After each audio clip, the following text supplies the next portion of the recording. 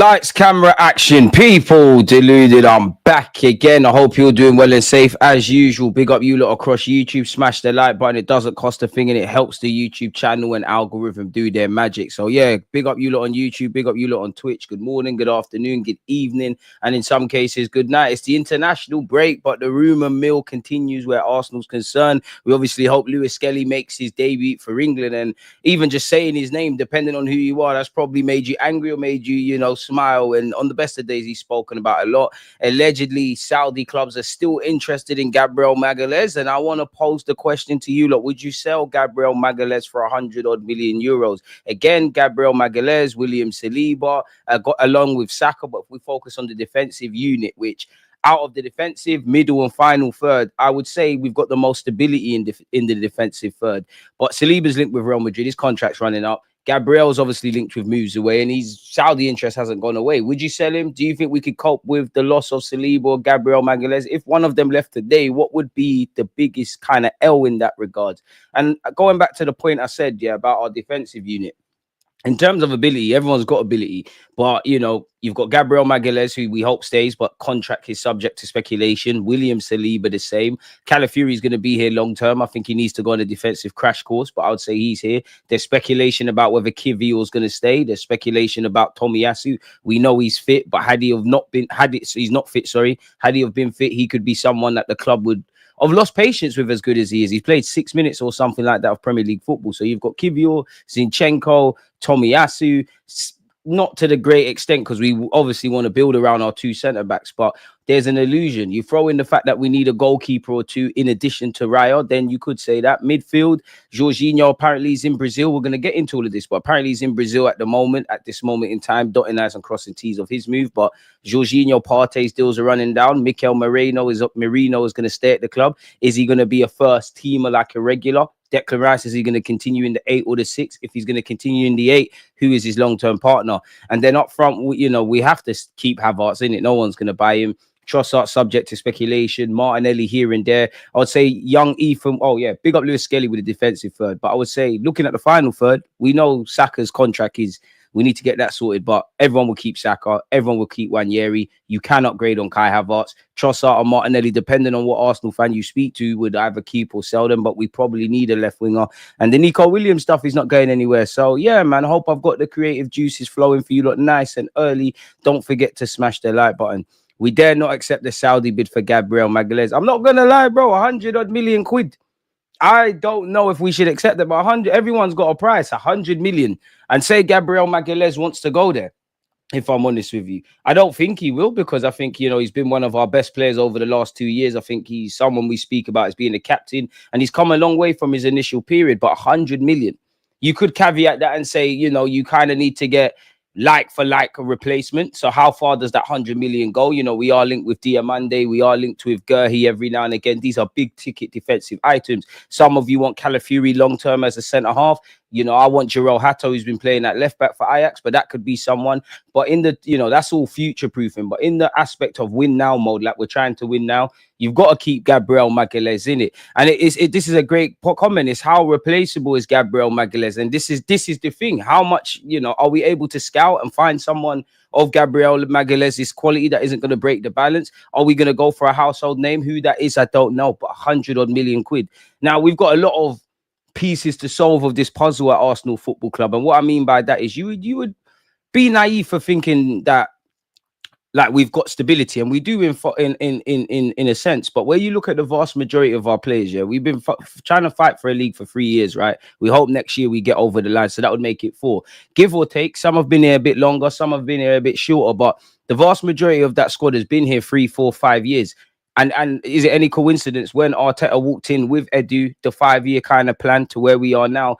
Some players that were first names on the team sheet, whether it's because of injuries, other players stepping up, dynamics changing, they're not quite at the same stature. Like you look at Gabriel Magalhães and Zinchenko to where they are now. Partey's not getting any younger. Jorginho's not getting any younger. Martinelli hasn't kicked on from the 2022-23 season. So is he a squad player, or do you make a profit on a player you spent for 6 million? Gabriel Magalhães within that period is quashed away the bozo genes, has gone up the level. Saliba's been here a lot longer than the 3 years we've been fighting for a title. But really, in terms of being an Arsenal player, you've got him, you know, the Kieran Tierney's, we've got Alberta in. You know, the only real stability there is at the moment is the owners, the obvious players, and the fact that, you know, the players we want to keep. So I do think this summer, I hate it because we were saying this last summer, and I'm in show and prove mode, but this summer there needs to be proper movements made, because I think we've regressed.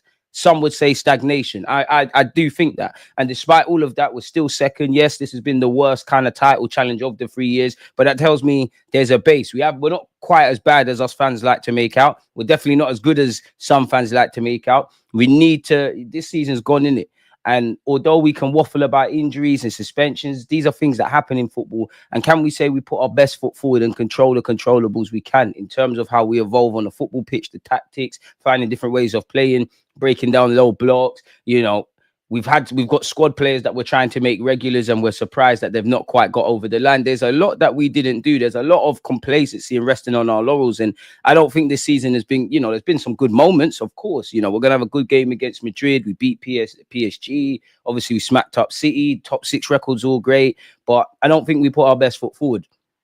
And for me, obviously, I'm not sitting here and saying I could have predicted this season, but for me, it all goes back to the summer. I like Calafiori. I just think he needs to go on a defensive crash course. There's no real significant qualities of him that I've seen in an Arsenal shirt in the defensive third. It's all in the middle, in the final third. But I'll persist with the 22-year-old. Mikel Merino, I think one problem with his is that, again, we ain't replaced Aubameyang, but we ain't replaced Granit Xhaka. All of the analytical people are saying Merino's going to change our world, yada, yada, yada. I maintain and still maintain that he's a squad player at best. And I don't mean that in a disingenuous way. Purely back looking at it in terms of win now mode, Calafiori is being kept out of the team by Lewis Skelly. I want to see Timber continue at right back, one of our players of this season. But you could make a case that Timber's a better left back than him at this moment in time. Tierney's come back into the fold, and he's probably a better option. And even that, Tierney's only here because he got injured. Merino is not getting in ahead of Declan Rice, Thomas Partey, or Martin Odegaard. So that's 2 players that are not game changers. With the greatest of respect to Raheem Sterling, not a game changer. It was to save face. Whatever we tried to do, whether it's Nico Williams, this one, that one, the third, it didn't happen. It was either that or nothing. Neto, cut him a bit of slack, number 2 goalie, but that's not the one they wanted. They wanted Garcia. So we dropped the ball in the summer.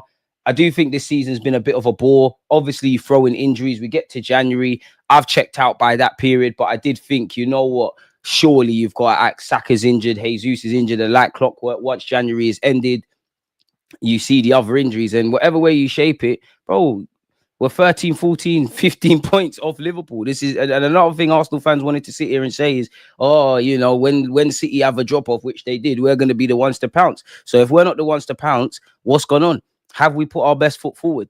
I'm not trying to have a pile-on with the football club, but you can't. We rested on our laurels. We assumed that there'd be no injuries. We assumed that players that had good halves of second half of last season would continue, and players that were struggling, you know, would get over the line and do better. And that's too romantic. You always have to hope, but then you need to break it down. Kai Havertz is one of your most reliable attackers, which is an issue in itself, but he's not a first team regular like that. You need a game-changing striker. We persisted with Trossard or Martinelli, and we're getting what we paid for. For time, we've been saying what happens if Ben White, Saka, Odegaard, this one, that one gets injured. And all these questions are still not providing answers, but we've seen it all play out. So it's a missed ball, man. So yeah, any sense of complacency with the manager, with the coaching staff, with the players, with the people that own this football club. It's a season of reflection. It's a season of what if. It's a season of could have, would have, should have. And again, I'm not saying these things in general are not valid points, but at the same point, you also have to look at it. Yeah, they're points, but then you just have to look at the facts. Did we win the Premier League? Are we better than we was last season or the season before at any aspects? Are we doing explaining or are we doing celebration? What's going on here? Unfortunately, it's that, and we've got a good team. We've got a good base, man. Like, that's the thing. Like, that's what annoys me in these 3 years, mainly coming into this season. Like, we're definitely not amazing, but we're not terrible. You just get a striker, you get a winger, you look after the depth, you get a centre mid. You know, I like the fact that you like to complicate stuff, but can we be a bit simplistic in certain aspects? And we're gone, really.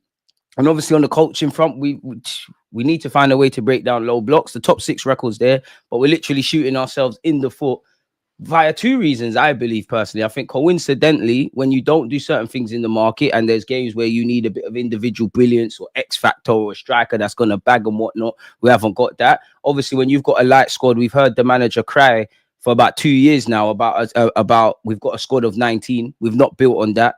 We're in issues really. So it does ask. I don't doubt the players, and I don't doubt Mikel Arteta in that they want to win trophies. It's more the way we've gone about it. But collectively, the ethos at this football club that actually probably was here actually before the Cronkies and whatever. Are we just happy to be here, or do we want to compete? Do we want to dominate? Because you don't have the summer period coming into this season if you really wanted to do such, man. I don't know. I big up my guy Catch, man. If you haven't seen the stream that me, him, and D and Hooks actually did on Monday, check that out after this, man. And we'll get the guys back here next Monday. Hopefully, there's some talking points. I wouldn't sell Big Gabby until we win a title. I'd actually add Diamandi. And that's the thing. I wouldn't want to sell any of them, but 100 million. It's eye-catching money, really. But then again, there's already a lot to do on the transfer front. What's the point making more? And then you'd have to, in terms of win now mode, you'd have to add that quality. It's nice to have one good centre back, let alone two in Saliba and Gabriel and a couple of other versatile, great defenders. We just need to build on it. But I'm not going to lie, there's a decision to make. If you spend 100 odd million, smash the like. If you bid 100 odd million, smash the like button if you haven't. I wouldn't sell Big Gabby until we win a title. I'd actually add Monday. Someone we's looking at in his day at Denmark. Big up you, man. I appreciate that. It's my favourite Arsenal fan, DG. What's good? I'm good, my guy. Appreciate the praise, man. Same people that make excuses for half the squad want to sell our most consistent player this season. Insanity. There's a lot of players that need to go before Gabriel. But that's where the market is mad, because some players that we want to sell, there might not be offers. Some players we don't want to sell, there might be an offer we can't refuse. There might be players that we want to leave, and the bids that is being bidded, it's not making sense for Arsenal. They don't think it's financially viable. There might be a bid that we accept and we're on that. The player, for whatever reason, be that Zinchenko, maybe he wants to stay and fight. He's happy in London. Kivior believes he can get in the team. Maybe they don't want to move. I'm not trying to say this is the case with players, but there's a lot of moving parts, really and truly. Like, what players really have no question marks over their future? I think Gabriel Magalhães, Saliba, and Saka, because I think evidently you want your best players, and I think clearly the club wants to tie down their deals. But for argument's sake, you can make a case of maybe selling one, or if not all three, or individually all of them, if offers are made dependent on what's said. I'm in two minds about Trossard, because if you bring me a left winger, you bring me a striker, and I have my win now cap, Trossard's good for the squad. I'm not going to lie. If we want to compete for 4 trophies, Trossard can do a thing. But then you look at Trossard with his contract stuff. If it goes into the summer, you might have a year left. He's another one that is wanted by Saudi clubs, turning 30, or is 30, probably turning 31. Maybe that's an offer in itself you can't afford to turn down. So I'd understand it. The same logic with Martinelli and his stagnation. So yeah, Kai is going to stay, because I don't think the few clubs that could afford him are going to go for him. Obviously, Rice is going to stay. Rice is going to stay. I've just made a case of Saliba, Gabriel, and Saka being devil's advocate. Zinchenko, someone that's surely, like Trossard, got like a year left on their deal. Jorginho and Partey on paper are leaving. So there's a bunch of, Neto and Sterling obviously going back. There's a bunch of players you could say to some degree, various degrees. There's speculation over their future. I don't think you're going to see 7, 8, 9 players leave and 7, 8, 9 players come in. And if we do that, I'm pretty sure you were not winning the Prem. I assure you we're not winning the Prem next season, because there's too much. There'd be too much change. For me, keep hold of. At this point, we all know who needs to stay in it. The only speculation over futures is the 3 big ones that we've been waffling about, and maybe if there's bids that can't be turned down, commit their futures. Bring the centre mid, bring the left winger, bring the striker, bring the bodies in. Bring more squad depth. For me, striker, left winger, centre mid, absolute priorities. Tie new players down to new deals. And then if you were to break it down, a goalkeeper or 2 wouldn't go amiss. I think we personally need another defender. You can, with valid claims, make a case of another like 10, 8.5 Odegaard role kind of guy, depending on what's going to happen with another one in Fabio Vieira. We didn't even speak about the ones that are on loan. So there's a lot of decisions to make. And obviously, Berta is going to come in, but I'm not really going to judge Berta this season. I'll ask questions of the whole recruitment staff if it goes left, like it has done in the last 2 windows, and if it goes well, give you praise. But you're coming in, like, obviously we all know nobody here is stupid. Smash the like button. That's why you're here, people. No one here is stupid. Obviously, when we get into May, June, July, all of them kind of months, deals are going to happen all the time. But the majority of summer moves, not just at Arsenal but elsewhere, people was the minute the summer window last year closed and around December, people are having dinners, people are speaking with players. Half of the summer signings we're going to see, the building blocks are put in months ago. Edu left in November, it's now March. It appears that Bert is our new sporting director, but at this moment in time, there's been no official confirmation to us armchair experts and fans, right? So by that logic, and we did hear Jason Ito was doing his part to keep our summer plans ticking over. You'd imagine Edu did some things before he set some things up before we kept it moving. Jason Ito's probably put some building blocks in. Surely Bert has just got to come in and the deals that are already progressing, just make sure they get over the line. I would say the remit probably for Berta is probably getting some sales or can't continuing from last year and getting some money into this football club. And of course, I would say the ability to pivot. By all means, go after Isak. We all know, and we're going to discuss that, and I think I discuss it week in, week out, how difficult a task it is to pry Isak away. But if you can get that, great. You're going down in folklore to a degree. If not, pivot. I'm not saying I want these guys, but Gyökeres, Sesko, Isak, whatever have you, we need a forward. So your ability to pivot, I'll really judge him next summer because he's got to come in, he's got to learn the way of life at Arsenal. He's got to, he's got to do all of that kind of stuff. Now, of course, he's got 11, 12, 13 years at Atletico, and his CV and his accomplishment speaks for itself.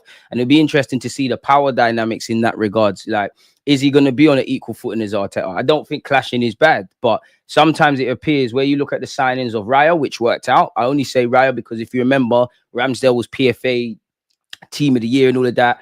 Ramsdale obviously had his question marks, but goalkeeper was the last area he's looking at. Mikel Arteta said, you know what, I need to upgrade on Ramsdale. We heard there was concerns in the club. That one worked. But equally, we hear the club thought, did it make sense to get Calafiori? Did it make sense to get Mikel Moreno? Did it make sense to get Kai Havertz? No one's going to be 100% right. No one's going to be 100% wrong. So in those kind of moments when we're going for Havertz, where it's not evidently clear how you improve us from the jump, can Berta say, you know what, Arteta, I hear you. If there's money left over, you can do all of that.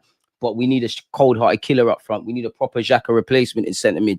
And for me, with Mikel Arteta, I'm being a bit harsh, but if you want to do the learning and developing and saving players, can we just go for the young players that, a bit like when Odegaard signed for this club? It didn't work out at Real Madrid. He's feeling sorry for himself. He found a home, keep it moving. Or to a degree, Gabriel Magalhães and things of that ilk. The Raheem Sterlings, the Kai Havertz's, Rashford's been called up to the England squad and I would have had him in January. But them kind of ones, can we stay away from that?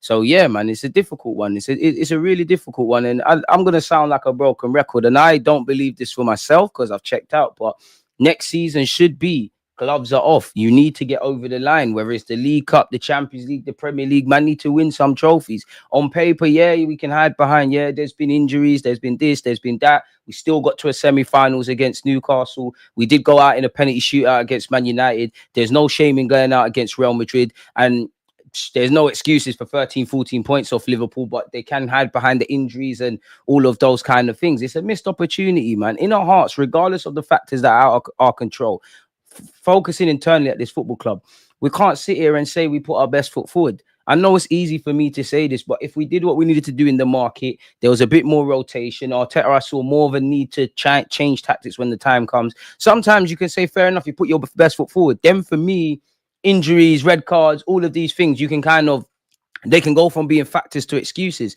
But this has all happened in spite of stuff rather than a consequence. So it is what it is, man. Like it really is what it is. Appreciate the super chat, man. DG, in order to sell Gabby, you need to replace him with a player like Bastoni, which will cost just as much as you're earning from a sell. I wouldn't. Exactly. Like if we was like Brighton and them kind of teams there where they know the random player that can come in and do a thing, fair enough. But I don't really want to poke more holes into the squad where we don't need to. And it's not, I think I speak for every Arsenal fan during the Emirates era. Like it's one defender of Gabriel or Saliba or Timbers or Ben Whites or even Lewis Skelly and these guys' qualities, one would be good. So to have all of them, let's keep that. Because I still I think we've dropped off a level defensively. Our defenders generally as a whole team and the whole team like pressing from the front and all of that, but we're still up there. They say defense wins titles. You could argue we've got a title winning defense, but we don't have a title winning attack. Goals win games. And we've got that caveat with there's a lack of chance creation. I really think you're going to be mistaken, the Arsenal fans, if you genuinely think if we get Isak and Nico Williams and that's it, attack, like they just get slapped in the team, that's it, we're great attackers. There's a lot Arteta needs to arrest tactically.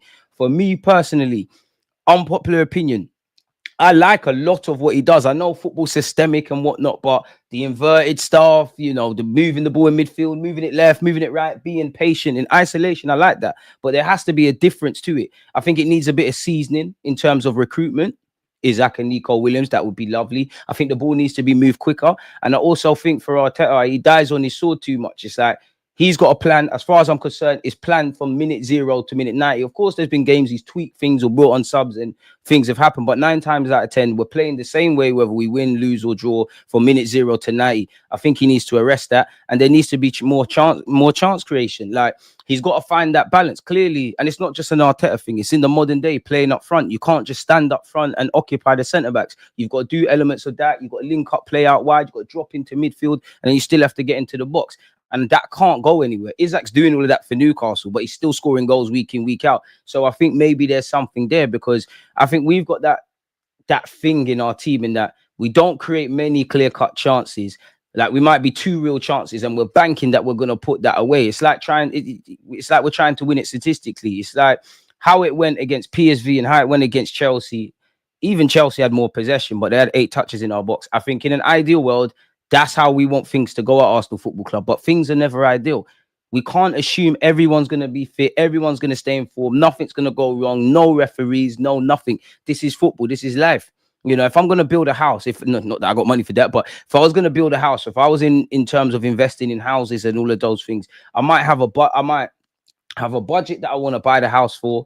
I buy the house, the bid. I bought the house now. I might budget, I don't know, 30 grand on renovations. Then through looking in the house, I see that I might have to fix something I didn't bank on. So now there's more things to do. And I think you've got to have that logic in the Premier League. I think you've got to hope for the best, but expect the worst. Put your best foot forward. If our key players are not doing the business, XYZ can get us out of trouble. If this player gets injured, what we're going to do? Yeah, I want, Mikel Arteta, I like the fact that if we're playing on a Sunday, you can plan something from Monday to Sunday. You know the opposition better than them. It is what it is. But when there's spanners in the works, there's issues. And I would say for Arteta, even though this season we haven't been at our best, and it's easier said than done, one of the biggest things you need to do is find a way to break down low blocks. I don't know how you do that. I'm an armchair expert. You're the manager of Arsenal Football Club on 15 mil a year. And again, continuing the theme that isn't necessarily something we found out this season. Smash the like button. And we play a low block. We're very good at it. Maybe I'm a bit naive, but if we know how to play a low block, everything Arteta is instructed of these players positively, surely we should try and exploit the opposite in the opposition, if I'm honest. Maybe I'm reaching too much, but he needs to do that. Everybody's doing that, even teams that are not like that. Amarin said against Man United, I don't want to do this, but end of the day, it gets me something. Eddie Howe, don't want to do this really and truly, but that's been working against Arsenal. It's been cash money. Graham Potter, 9 times out of 10, the more street smart managers. Going back to, obviously, we're playing Real Madrid, but that's why I would have rather play Atletico. Not that we don't know about Real Madrid, but it's better the devil you know than the devil you don't. And yeah, we struggle to break down low blocks, but I know what I'm getting with Atletico. Of course, they got wonderful players, Griezmann, all these guys, but both teams are going to stink out the gaff. We're even. Real Madrid they're not been amazing in the league, but they can do low blocks. Carlo Ancelotti said, I read the blueprint from Arteta to play City. So they do have tactical flexibility. They know they can press you very high up the field, or they can set up little traps. You've seen Ancelotti sometimes do dodgy things, like Valverde starts out wide. And I think we can compete against Real Madrid. I just don't know if it's a game with fine margins, are we going to make the difference? It takes one moment for Vinicius to do a mad thing. If they get 2 chances in the last minute and we get 2 chances in the last minute, who's more likely to bag them? And to a degree, you can't really account for individual quality. If we compete against Real Madrid, don't bend over backwards, pause, don't get stage fright. And you know what? I don't know, Jude Bellingham scores a screamer from 30 yards, or Vinicius dances past the whole team. Sometimes you just have to put your hands up. But I think I'm going completely off topic here, people, but I think it's a psychological thing. I don't want my players to wet the bed at the Bernabeu. And what I mean by that is before the game, we know we're going into, depending on the context of the second leg, if we're leading or whatever, you're going to have the 12th man. Real Madrid have the quality, the experience, the young players are on stuff, the aura, they're shit houses, the fans are going to be making it annoying. Once you're walking off out of that tunnel onto that pitch, I need to see mentality. Yeah, praise yourselves. I want you to relish it. Some of you have been here when we weren't even qualifying for the Champions League. Now you're playing against Real Madrid. You're playing at the Bernabeu. This is what you, man, dreamed of doing. Stand up to be counted. If you're a defender, show you can cope against the best attackers, and vice versa if you're an attacker. Don't wet the bed. And I'm not using this as an excuse, but you look at beyond the obvious. You look at Carlo Ancelotti and their players, some at Real Madrid, some elsewhere, even the young guys to us. And I hate to use this, but we're learning on the job. This is the first time Arteta's playing against Real Madrid in whatever context is. This was the first time he's playing against Bayern. And I defo feel, going back to the drawing board, there's something Mikel Arteta has to do with getting over the line, the team as well. But anytime it's about getting over the line, since that FA Cup run, we haven't done it. And I think we're too good of a team not to win trophies. And I'm not saying this to be negative, but I know a lot of more positive Arsenal fans. They're very quick to say we're the best, we're so innovative, Arteta is this, that, and third, and all of these kind of things. And I only speak for the balanced fans. If you're going to proclaim Arsenal even best team of 2024, we got multiple scorers. If you're going to gas us up to that, then you need to hold us to those high standards when ultimately we do not get over the line. I am speaking for myself. I'm not saying we're going to do the Real Madrid La Decima and winning 3-4 Champions Leagues in a row. But when we never get over the line, there's always explaining. And we can sit and reason. But also the other point of that argument is, by all means, we can break down why it went left. But then once we've done that, we have to deal with the fact as to why it went left. And we get, for whatever reason, we don't get over the line. Now, assuming we beat Newcastle, we're probably celebrating a League Cup. It's one thing not winning the Champions League. It's one thing not winning the Premier League. But the FA Cup, let's be honest, since we won the FA Cup, it's been abysmal. The League Cup, I haven't seen us win that in my lifetime. And it's been poor, really and truly. And I know the goalposts move from you win one of them, they're like, it's only that. But for us, it builds a winning mentality. Arteta and the players, and I'm not saying they are, they have no God-given right to turn up their nose at trophies. I don't care if Declan Rice has won Conference League. I don't care if some of you have won FA Cups. I don't care about Jorginho's Euros and what he won at Chelsea. The same goes for the Spanish boys and Raheem Sterling and Zinchenko and all of this and Jesus, and you get where I'm going. I don't give a monkey's what you've achieved or elsewhere, because none of you have achieved proper success here.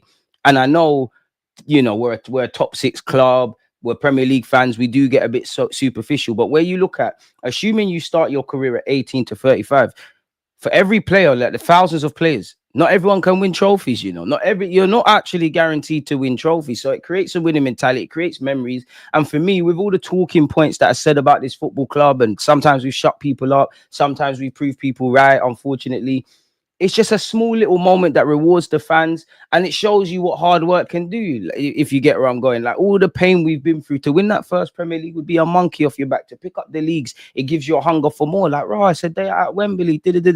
People can mock Newcastle because it's their first trophy for 7 years, but I guarantee, do you know how great that is for them?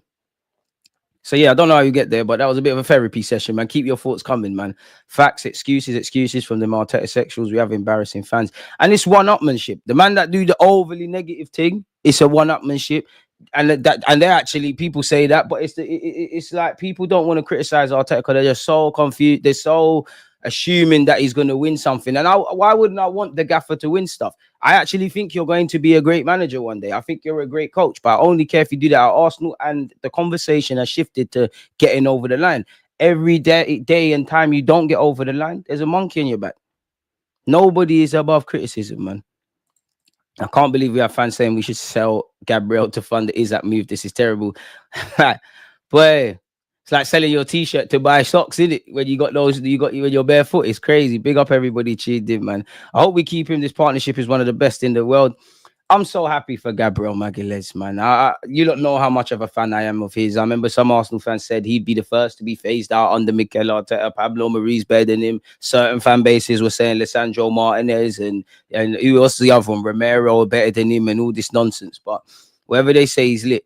And I only think this season has been the first year, everybody as Arsenal fans or football fans, they've truly stopped that bozo gene stuff. Last season, he was immense as well, but I just think that hasn't quite left him. People still remember the old Gabriel, which was decent, but he would do some dumb ish. And it just shows, what development does. As much as it's about bringing in new players and all of that, it's also about improving your existing talent. So, yeah. And he's been here from the start of Mikel Arteta's journey. So it is what it is. With Magalhães, though, I think he's comfortable at Arsenal. But I actually think he's a lot on leaving more than people make out. Because there was a point you were going to go Saudi. You almost went Everton ahead of Arsenal.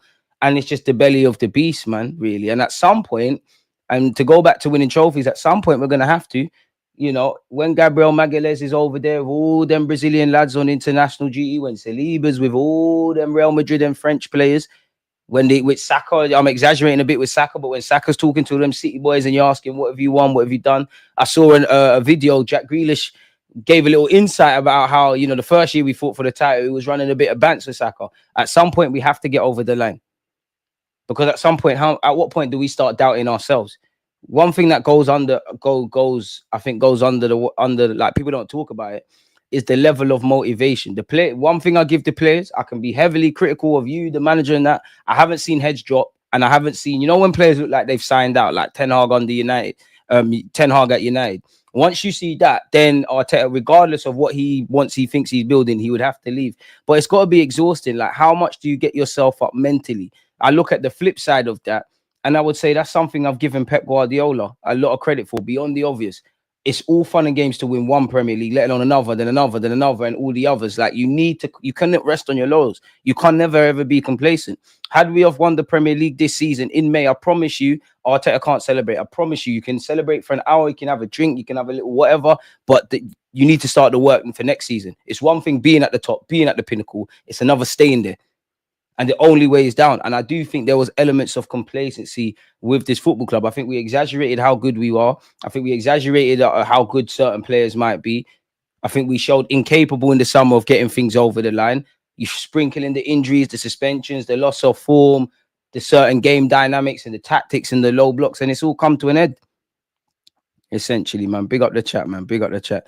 If we lose Magalhães, then I don't think the title is happening. We can't afford to lose him. But I'm not going to lie, hypocrite or not, 100 mil, surely it gives you a lot to think about. 100 odd million quid, that is a lot to think about.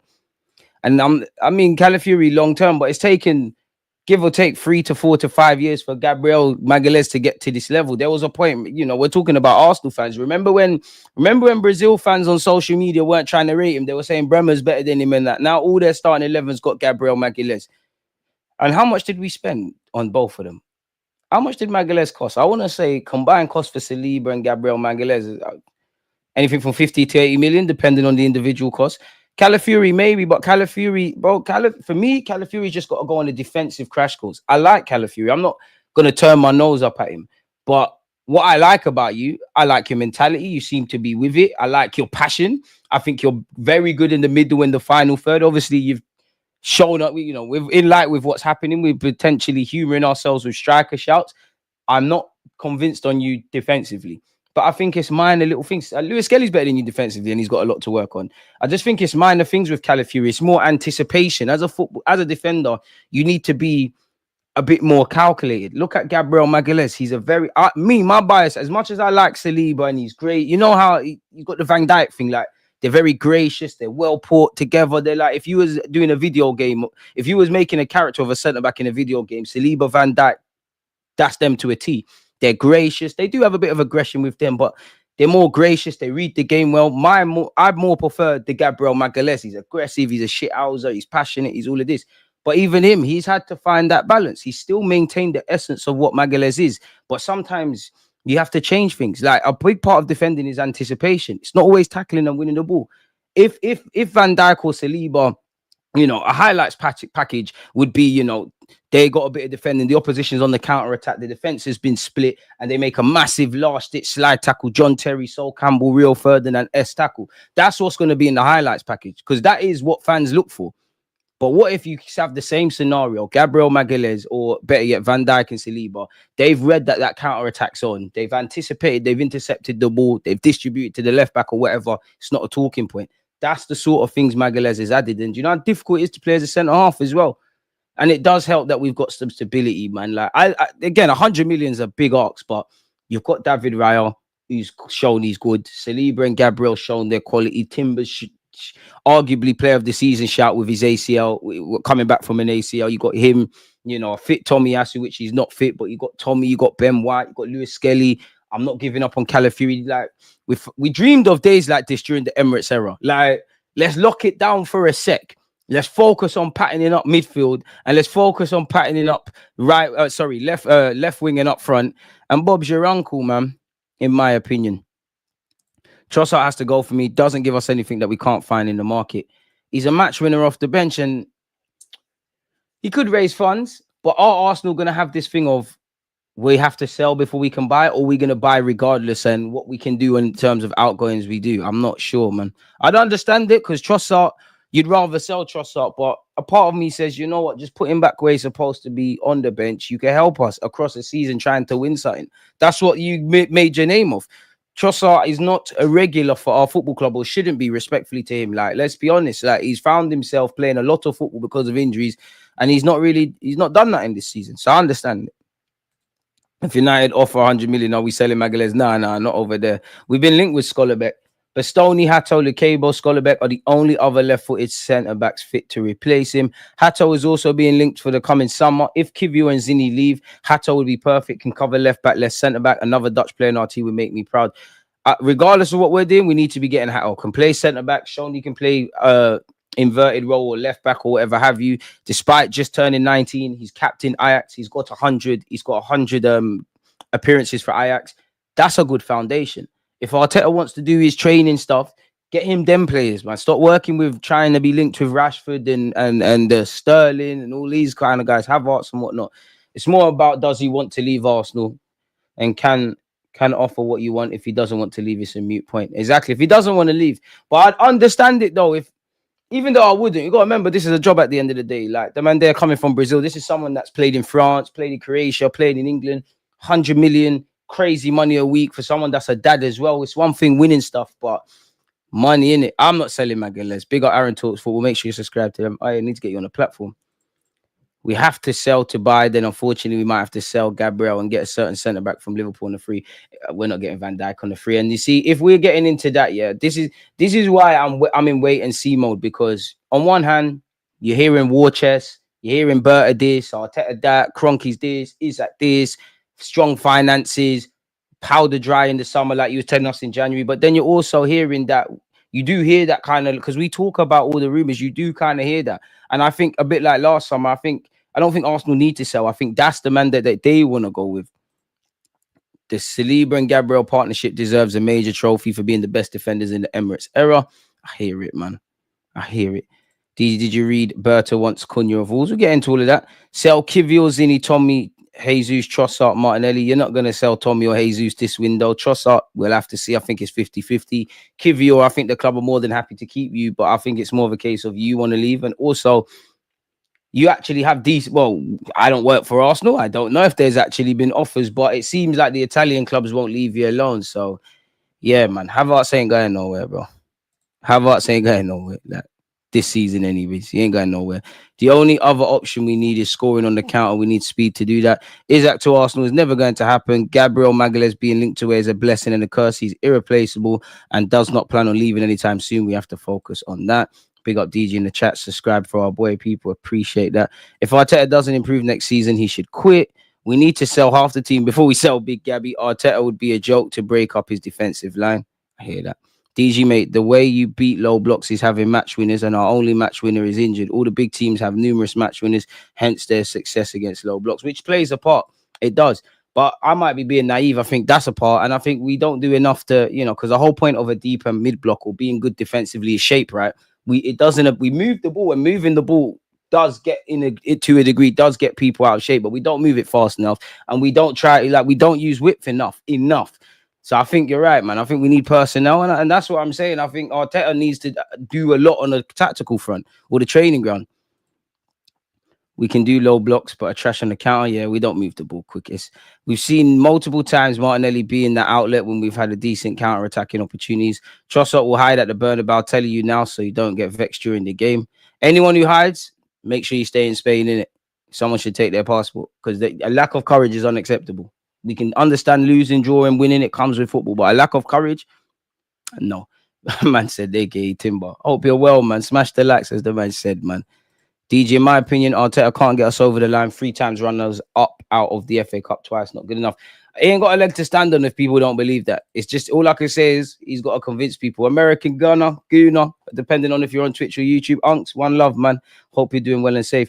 Now, people, you saw Paul Scholes mocking Newcastle. I'm not defending Newcastle because their social media fans do too much, but this is what I mean about football gets a bit superficial. There's actually no guarantees of winning silverware. They've entered a 70-year drought. Celebrate, bro. But this is why I always say, where Arsenal's concerned, fans need to stop seeking in external validation. I've seen Liverpool win a title, yeah, and it's already getting geared up now. If Liverpool win the title this year, I already know what's going to be said. It's, oh, the whole standard of the league is dead. They done it during COVID. All of these things that might make sense, but it doesn't matter. I'd rather be at the top than not. Arteta isn't even an Arsenal legend. Only way to make him an Arsenal legend at this moment is to win trophies and get us into ground that we haven't been before. Arteta's not going to win at Arsenal. The lessons he needs to learn, he can only learn by getting sacked. I hear it. For next season, I'd like us to take a bit of inspiration for the likes of PSG and Barca and play free-flowing, risky football again. It's been dull this season. That's for Arteta to do. And you look at Enrique, obviously he doesn't set up the same way, but in terms of that systemic football, he does. Now, obviously, they've got better attacking players, but I definitely agree with the handbrake. Gabriel been better than Saliba this season and part of last. I think second half of last season, pardon me, was better than Saliba. Everyone can be sold, but improvements must be made with new cash. I hear it.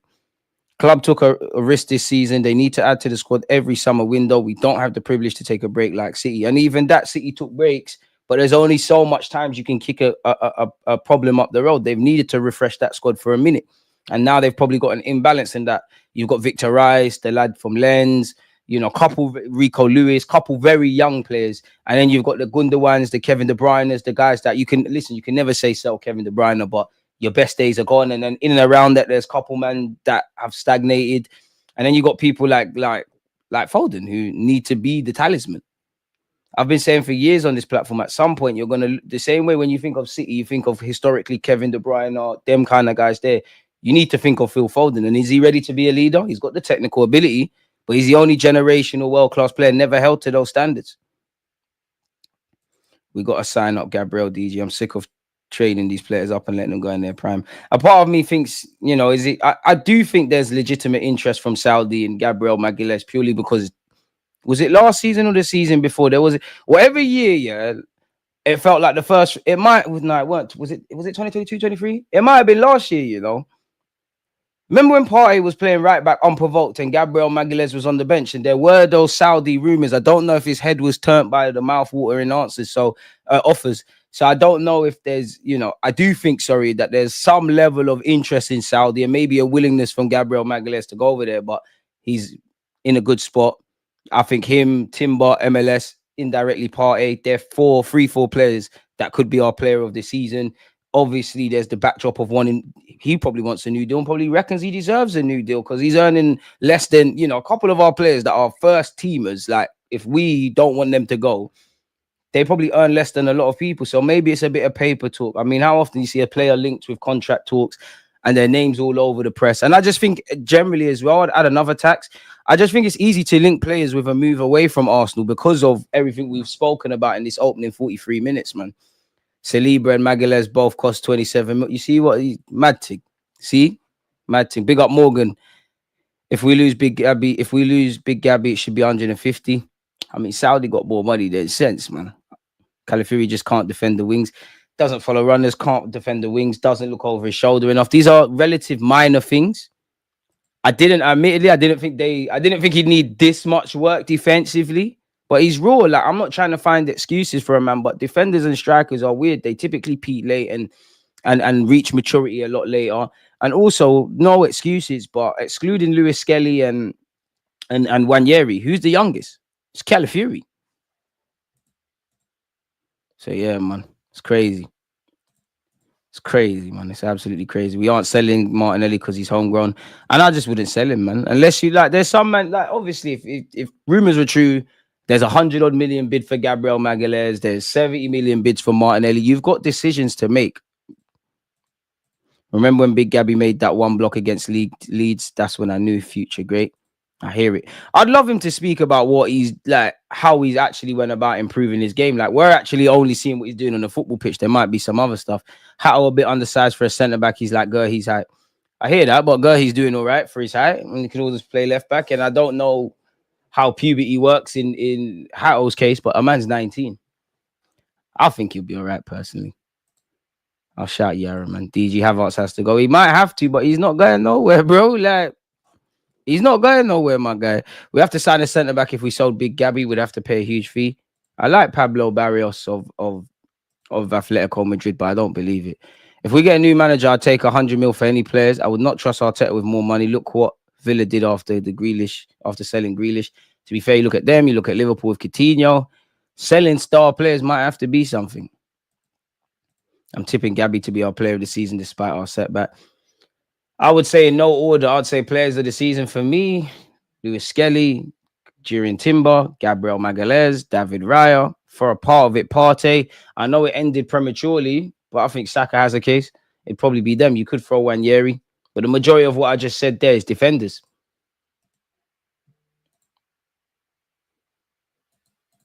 Should be attackers. That probably tells you everything. Facts, Liverpool have been better than everyone else, regardless. Exactly. And even if they were this, they only won it because everybody's bad and whatnot. Why are they top by 13, 14 points? Because I think Liverpool have, Mo Salah, difference maker. They got quality team. And nobody wants to play them really. But considering what we've done for the last 2 years, considering our top 6 record generally, are they really 12, 13, 14, 15 points better than us across a 38-game calendar? Yes, because that's where they are now. Whatever way we shape it and for whatever reason, that is the truth. So yes, but do we really think that? Did they even think that? I think many Liverpool fans wouldn't think that. So why are we so off the pace? Why is it someone else that's won the title when we're doing a lot of explaining? So that's it at the end of the day for me, man. Bastoni is overrated. He's been getting benched by a Serbian Pavard. Allow it. A bit harsh. Fair enough, though. Who would you sell, Saka or Magalhães? Gabriel Magalhães before Saka if I had to, man. Grealish gets the most grace in football. Name another 100 mil player that gets caught drinking coming out of the pub and the main and YouTubers say nothing. You are right. You are right. He gets away with murder, man. I've done videos about that before. That at this point, we know there's certain privileges. Longing for the day we have an elite. I think you mean forward, or is that what you mean? Martinelli 25 mil. I can't lie, I'm not selling for 25 mil. The same gap you'd expect to see between second and third, you can see between first and second. That's proof that Liverpool is just better than everyone else in England right now. And that's all that matters. Unfortunately, in this life, smash the like, but you lot are violating. Winners win and losers explain. And unfortunately for us this season, we've done a lot of explaining, people, man. It's peak, man. Gabriel Magalhães has held talks over a contract extension at Arsenal. The players believed to have interest from clubs in Saudi Arabia. Al Nassr are intent on signing Gabriel Magalhães this summer and are willing to offer a salary in the region of 20 million euros, I believe that is, or is it dollars? I think that's the euro sign. The Brazilian is understood to be open to a Saudi move during his career, but Arsenal are unlikely to consider offers offers under 100 mil. Now, he's got a decision to make. He's got family, 27 years of age. Feels like we're on the cusp of achieving something at this football club, but money talks. Had we have won a Prem or a Champs and he feels like he's accomplished all he can accomplish, you've got a decision to make. You're 27, though. Do you need to go there now? I couldn't begrudge you if you want to go there, but yeah, forget all of that, man. Let's see what the standard has said, people. Arsenal. Alexander Isak, Nico Williams, and how the Gunners plan to overhaul their attack this summer. Arsenal are ready to sign 2 forwards in the big first transfer window for incoming sporting director Andrea Berta. Skip past that. We know we beat Chelsea. We know we've struggled to create goals. Arsenal have played 29 Premier League games this season, and in 14 of them, they have scored 1 or less. Injuries have played their part in that, and last year showed Mikel Arteta's side can be lethal going forward, mainly second half of the last season. And a lot of it came at the turn of the year. So I do think that's true, but I don't think stats lie, but I don't think they tell the full truth. Because when people are sitting here saying, we've got all these great goal scorers, we're spreading the goals out, set pieces, all of these things are true. But when it runs dry or when it doesn't happen, you need a cold-hearted killer. As we've seen when certain purple patch players weren't doing it or we weren't bagging from set pieces. Saka is the only one at this football club where you're going into the season in August and you're like, yeah, you're going to be up there for goals and assists. At a push, unpopular opinion, it's probably even Kai Havertz now, based on what I've seen in Arsenal shirt, which again tells you the issues. We scored 114 goals in all comps last season at the club's best scoring rate for more than 60 years, which is true, but it's who scored these goals, how did these goals come, and when did those goals come? Which again tells me there's a base that we needed to build upon.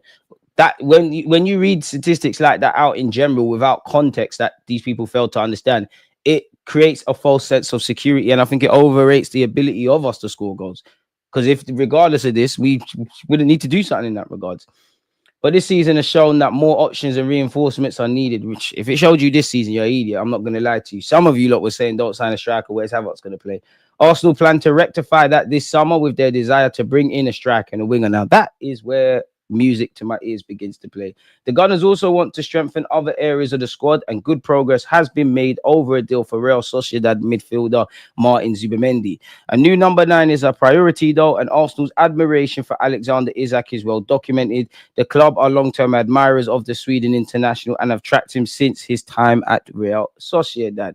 Newcastle are adamant Isak is not for sale, and Chief Executive Darren Earls confirmed early this month they want to extend his contract. Mikel Arteta has spoke about we need to be effective in both penalty areas, people, and we need to score. Apparently, Isak's shot conversion rate is only bettered by Chris Wood this season, and he obviously has won a trophy and has got double figures and is linked with Arsenal, Chelsea, Liverpool, and Paris Saint-Germain, which is great. We know he's a lethal figure. A lethal finisher has long been what many have felt Arsenal need, and the fact Isak is proven in the Premier League only adds to the attraction. But Newcastle are in a strong position, and reports last year suggested they have set an asking price in excess of 100 million. RB Leipzig's Benjamin Sesko is another option, and someone Arsenal pursued last summer. A deal was tentatively explored in January, but Leipzig had no plans to sell. Their stance will soften in the summer, and Arsenal will be joined by a host of clubs from around Europe that are interested in the 21-year-old, who should be available for roughly 60 million. At 6'5", Sesko is an imposing figure and has been compared to Haaland, quick as well. He has 10 Bundesliga goals this season and 5 assists. I think we're more likely to get Sesko than Isak. Beyond the obvious, to go from what Isak's got like 20-odd goals, big game goals, we all see him because we're Premier League fans, to go from that to a Sesko, which he's probably going to be the long-term forward. And I like Sesko, as you lot know, but it's more we have to take our time with it. I can understand why fans are like, oh, how is that a game changer? I'm past that point. Whether you go for the star man in Isak, whether you take a chance on a development Sesko, and maybe he won't be Isak necessarily, but when Isak was bought by Newcastle, no one was watching him. It's fair to say what's going on now. So whether you try and outsmart the market, whether you buy a household name, whether you do an exception to the rule like Ollie Watkins, get me a forward in it. We'll discuss that later. We'll discuss can Isak, cope with the expectations? Is Sesko good enough? Should we have spent for an older striker like Watkins? I'll do all of that after. I need a forward. I don't want to hear market opportunity. We tried. There was no one. I don't want to hear it. I do not want to hear it. We're not serious. If you want, let's be serious and cut the nonsense. Respectfully to Marino, because it's not his fault. We've got Marino up front. And we're talking about rocking up at Real Madrid. Now, naturally, I hope we do what needs to be done. Big up yourself, Karma. As the lady said, make sure you're smashing the like button. The ratio's not ratioing. Big up my mods, because Nathan is saying the same thing. The only mod that doesn't keep up a good kind of telling people to smash the like button is actually my favorite cabbie in London, in the circle, man. So, yeah, we need multiple players in various positions. It's true. We just can't afford to drop the ball. And I'm not expecting us to do everything, I'm not expecting 7 players. But the nucleus, at a push, the starting 11. Like, bro, we need a 9, bro. There's no way around it.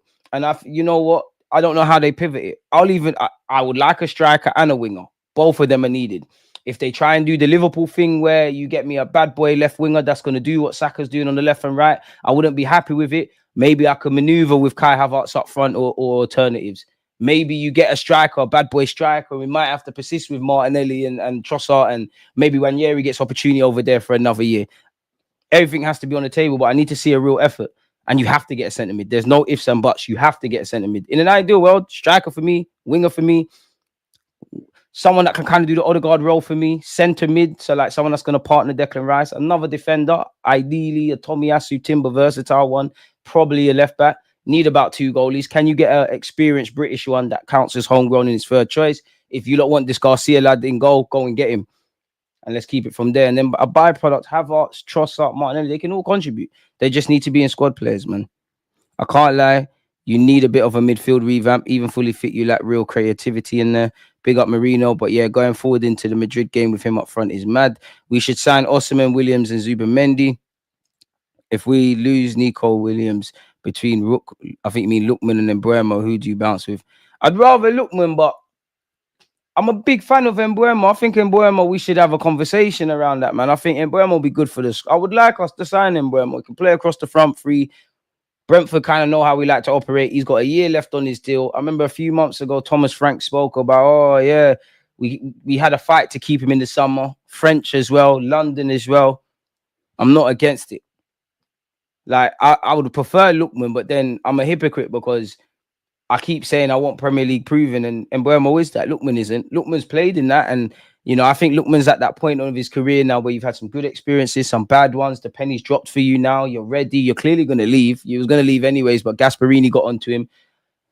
Look at all these players we're saying. I'm just screaming we need to address these areas. I'll deal with whether I rate the player or the player is good enough and all that, but they need to come through the door. They need to. But yeah, pardon me. So yeah, Sesko's got height. He's real. He's got potential.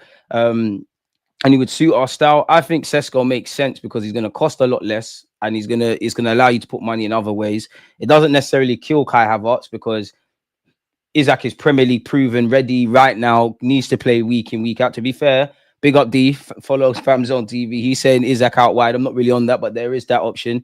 Sesko can kind of rotate in and out with Kai Havertz, if that makes sense. I'm not really with that.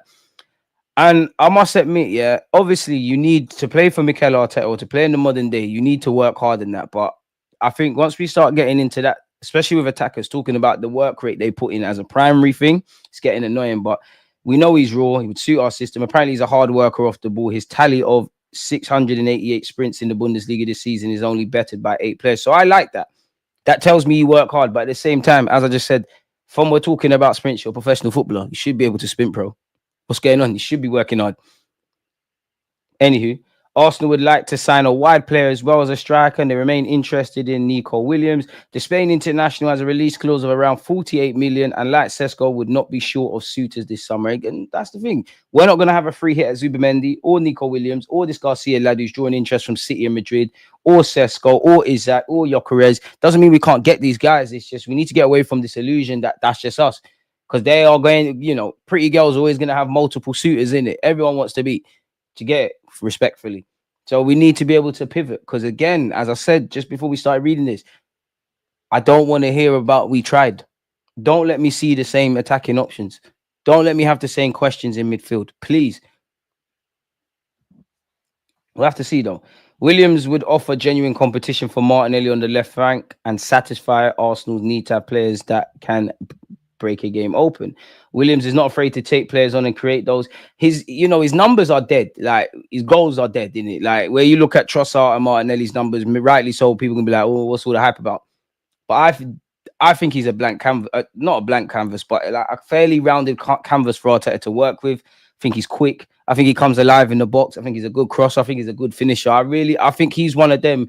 I'm not saying he's Salah or Mane and he'd have a lot to be in that, but or Isak, but I think Nico Williams is one of those players that you grab now. Everyone's going to be like, how did we drop the ball in that regards? Like with Isak. And Newcastle knew that because they had to pay 80 million for him.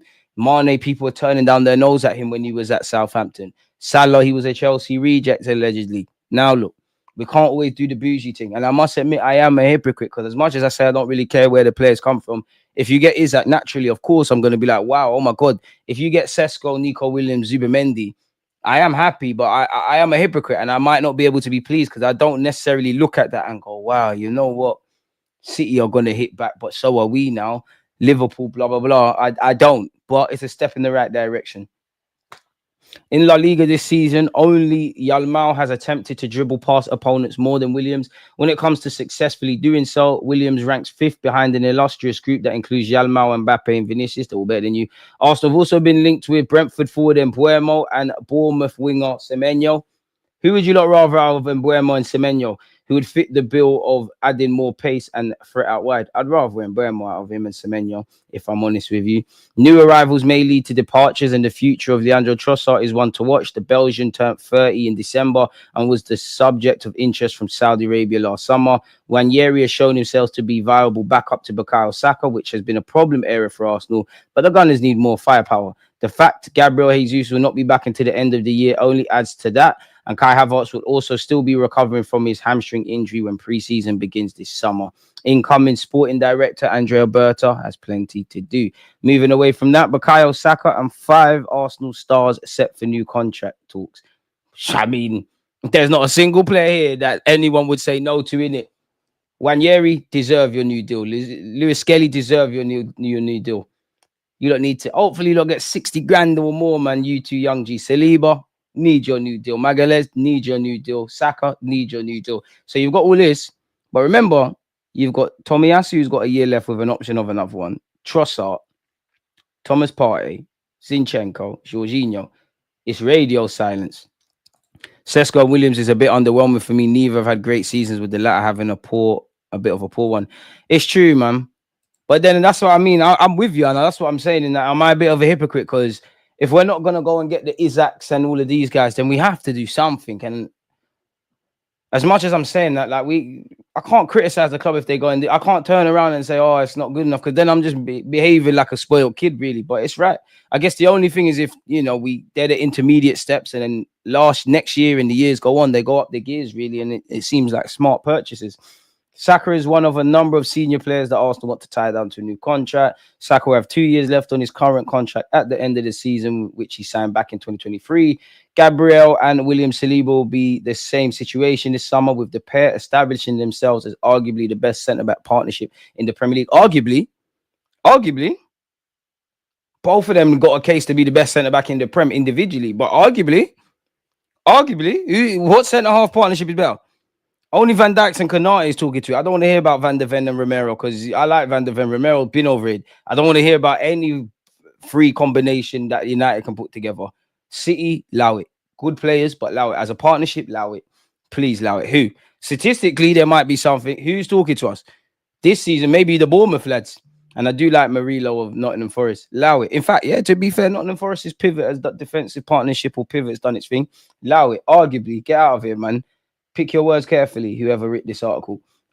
Standard Sport reported last year how Arsenal held preliminary contract talks with Gabriel, who has been linked with a lucrative move to Saudi this summer. Talks are yet to start with Saka or Saliba, with the latter saying last week how he's relaxed about the situation. Of course, because you control the aces. You got Real Madrid flirting. Arsenal want to keep you. You clearly like what you're doing at Arsenal, trying to win a Prem. You know Madrid and these teams are coming for you. Of course you're relaxed. I'm not.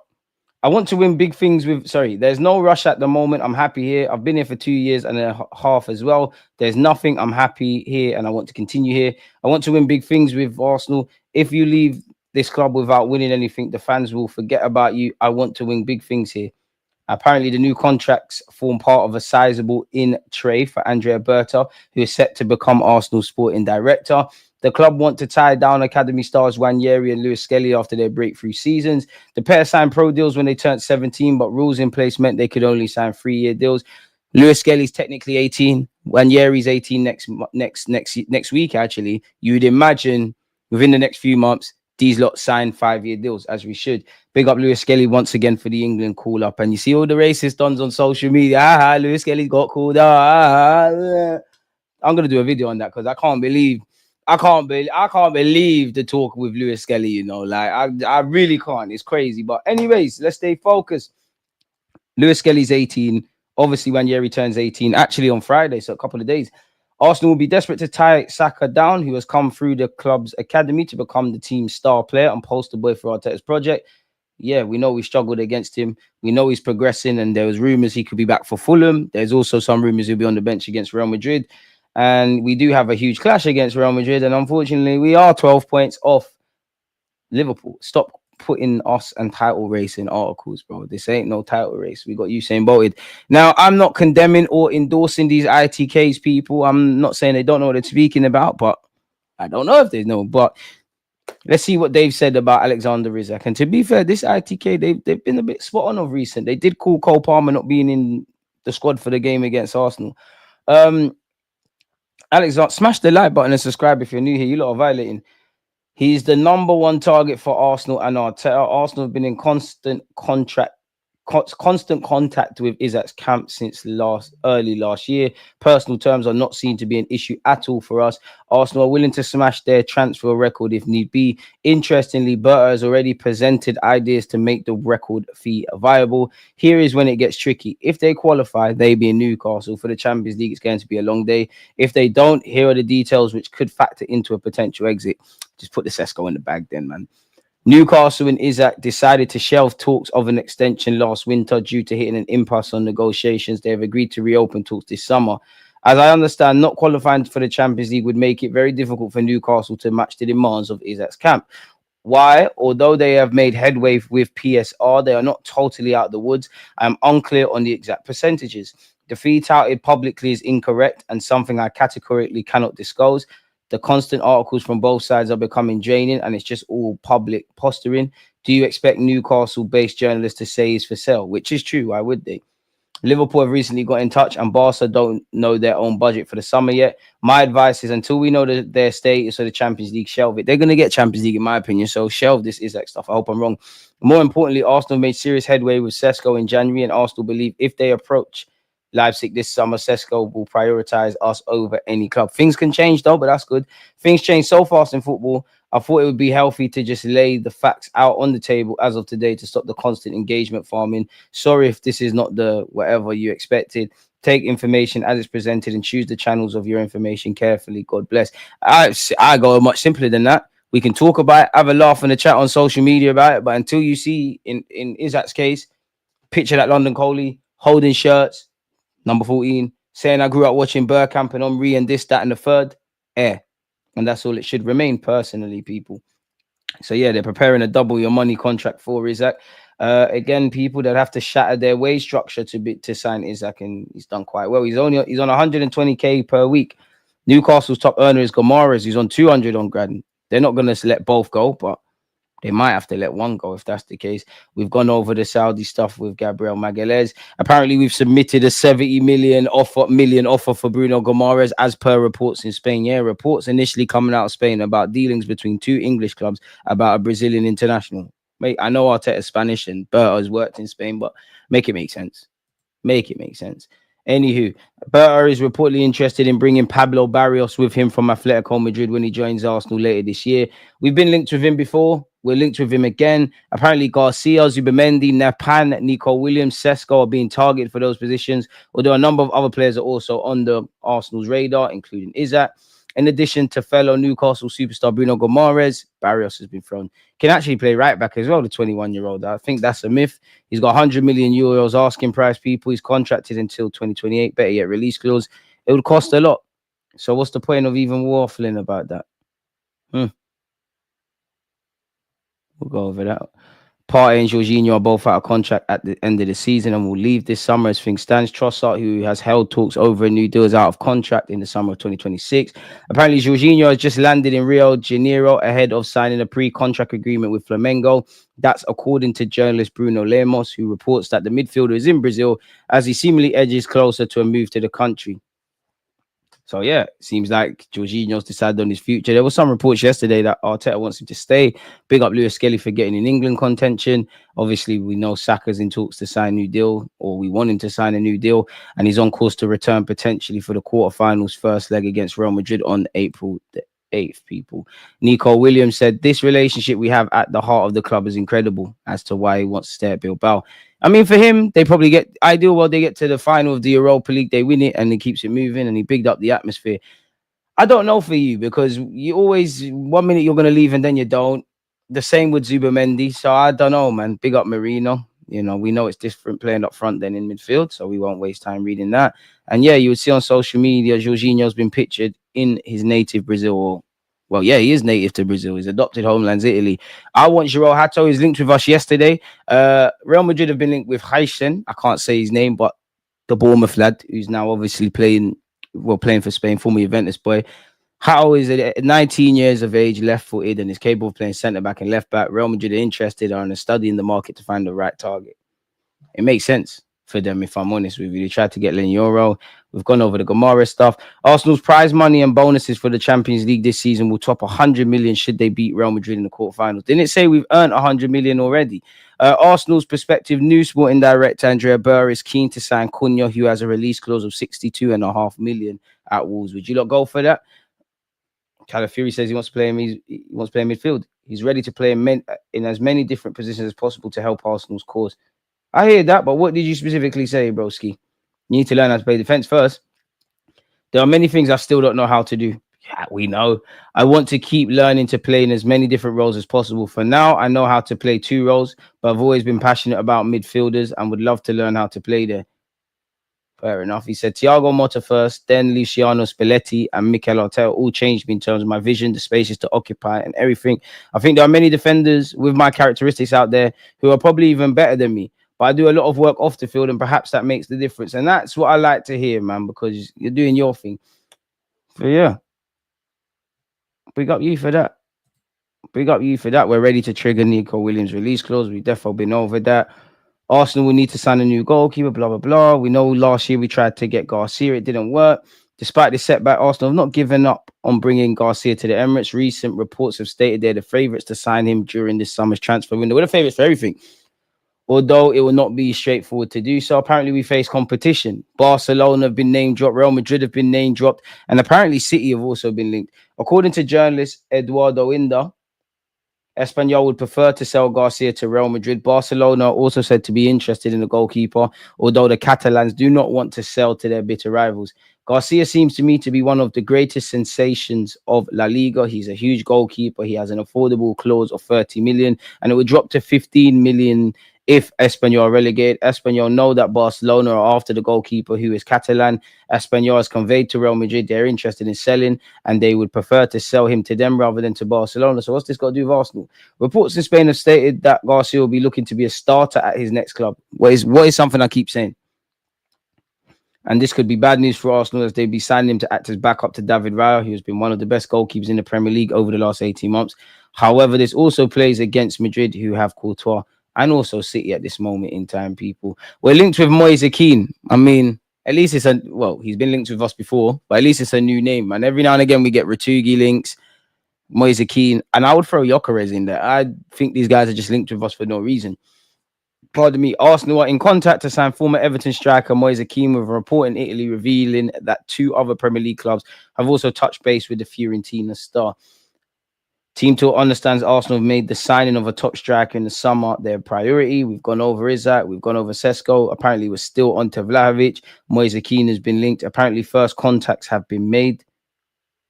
He's been on fire this season, 20 goals and 3 assists in 34 games, which is good. And apparently, it will cost £44 million or 52 million euros. Newcastle and West Ham have been linked. So I think that's more of a dem thing.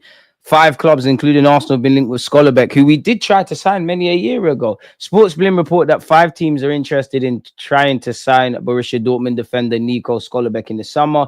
It was reported earlier in the week that Dortmund would like to make Schollerbeck the face of the club going forward, even if they fail to qualify for the Champions League this season. But it does not seem that easy anymore. Liverpool, Arsenal, Newcastle United, Real Madrid and Barcelona have all been linked with a 25-year-old.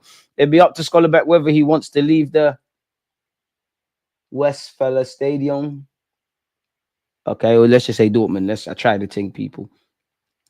Or stay despite no European football. If he does stay, he'll receive a large pay rise, more than double his current contract salary, and also take over from Emre Can as club captain. So is it fair to say he's in contract talks then? I have no doubt all of these clubs must have some degree of interest in him, but contract talks, throwing other clubs' names in there, you can see how we'd end up getting here, innit, people? So, yeah, Real Madrid, as well as being linked with Hato, have also been linked with Heisen, who's technically Spanish as well, and has been called up to the full Spanish squad. As long as it means you leave us alone with Saliba, we've gone over the Moise Kean thing. Tab police, you see how I try. Apparently, an Arsenal goalie is set to miss the rest of the season, people. Lucas Nordgaard broke his finger in training. And he's set to be out for 6 to 7 weeks and unlikely to play again. Just joined our club, essentially, people. Real Madrid are showing an interest in Wanyeri, with a report revealing Arsenal's stance on a potential exit. I mean, Wanyeri, Real Madrid's Real Madrid, but another one, it's just rumors, it's contracts, and it's a compliment. If they're genuinely interested in you already, it's a compliment, man. But yeah, apparently PSG, AC Milan are also interested. I mean, even before he kicked proper football for us, City and Liverpool onto him. And apparently Real Madrid want to buy everyone in it. They want Wanyeri, they want Luis Skelly, they want Calafiori. None of them are good. You need to. Why would you want to sign Wanyeri from Arsenal? He's not even the best at Arsenal. The best at Arsenal is Trossard and Kai Havertz. That's who you need, Real Madrid. The best defenders are Zinchenko and Kivior. That's who you need. Saliba's not good. Calafiori's not good. Wanyeri's not good. Leave him here, man. So yeah, we've gone over the Calafiori thing as well. And what's this? Inter Milan have reportedly stepped up their pursuit of Arda Güler by holding preliminary talks with his agent, as the Turkish midfielder is one of 2 Real Madrid-linked targets the Nazaria eyeing for next summer alongside Nico Paz. Those are 2 attacking players that Arsenal have also been linked with in recent months as well. Whether they're true is another completely different entity. If you haven't subscribed, make sure you subscribe and smash the like button. Is there anything else? What's Mikel Merino said here?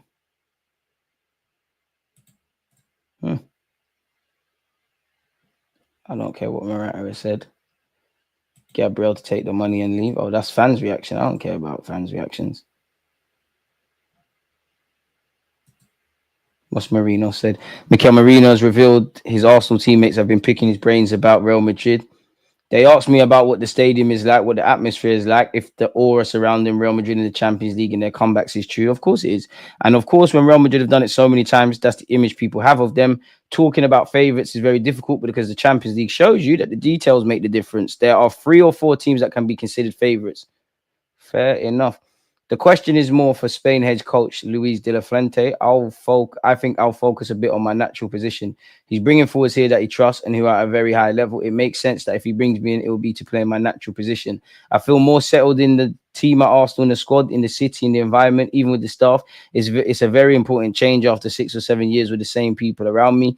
On a personal level, it's good, different, special, now in a slightly different position, and as a group as well. We're still fighting in the league, trying to make up for points, and in the Champions League with a very exciting tie ahead. Fair enough. I really don't care about the propaganda. Can't just blame the board, man. Like, it's lazy to just blame the board, because when they're giving you 100 million to sign Marino and Kai Havertz, nobody's saying anything. But that appears to be everything Arsenal related, man. Emre Can is a centre-back nowadays. Madness, top striker in Serie A. Tell man about that league. Wait, how many homegrown players do we need in the squad? We have 5 going into next season currently, right? I think we got 8. Don't you need 8? I could be wrong. Martinelli counts. Saliba counts. Sterling technically counts. Saka obviously counts. Rice counts. White counts. You don't need to register them per se because they're under 21, but Wanyeri and Luis Skelly count. I'm therefore missing out a couple. Get Partey gone. Better to be Real Madrid League, Champions League, Cup winners and be forgotten. Arsenal, i.e. Saliba. We've already been here with Isak already. They told me 2-3 years ago that he registered a license plate with his name on it in London, and I believe them. That was the fans doing the most, though. How you shocked, DG? The country prides itself in tolerating IC2s and below. Remember how they showed their true colours after the final loss? Yep. MLS is a proven England man. Needs to get his England contract. Saliba Saka's got 2 years left on his deal. I think he'll sign one. I wish Højlund's release clause came into effect next year instead of this year, because if one of our lads left, I'd want him.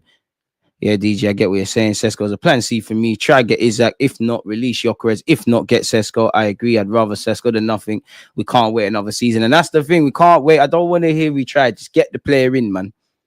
60k, the issue with that, there's less ceiling to negotiate future contracts with them unless we do the Chelsea death row contracts. I mean, 50, 60k is probably on brand. And you get into a scenario where you'll be 100 on 100 like Nelson. Good thing is not my issue, man. We need at least one certified game changer along those 2. Smash the likes and subscribe if you're new here. Facts. Which Saudi club? El Nasser. You know I can't pronounce them, but yeah. I miss when you used to feed the pigeons and that. I can't lie. Man, I said feed the pigeons. They just used to be about, can we get more deluded thoughts too? Soon land, man. Soon land. I was thinking about that today, you know. Soon land. Soon land. I promise. Soon land. Soon land. Soon land. Slap the likes if you haven't. Trossard gets a bit of sulk when he's benched. Sell him and freshen his role. I hear that. But for me, Trossard, if you the best way to shut people up is by playing, in it, and I like that. You should be sulky on the bench. You shouldn't want to sit on the bench. But why are you a bench boy? You ain't taking your chances when you've been exposed to first team football. Stop crying. I think he's gonna get sold though, man. I'll be real, man. I'll be real. I think he's gonna get sold. Everyone can be sold, but improvements must be made with cash. I hear that.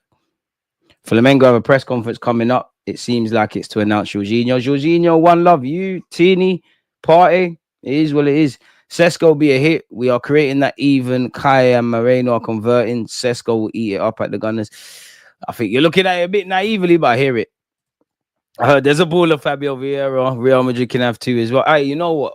That for me is the hardest thing with Berto. If Berto can get peace for Fabio Vieira, fair play. And do you know what? It's not going to happen, but Porto have this lad called like Moro or something, this young guy.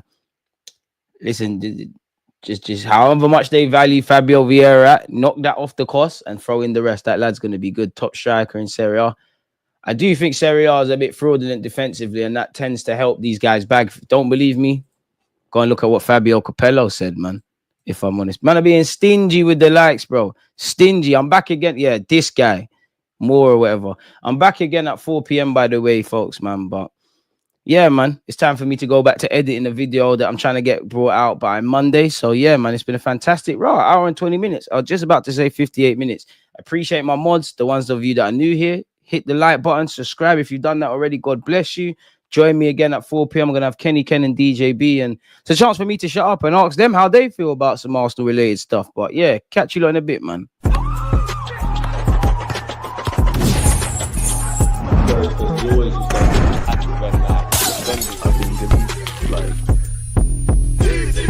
think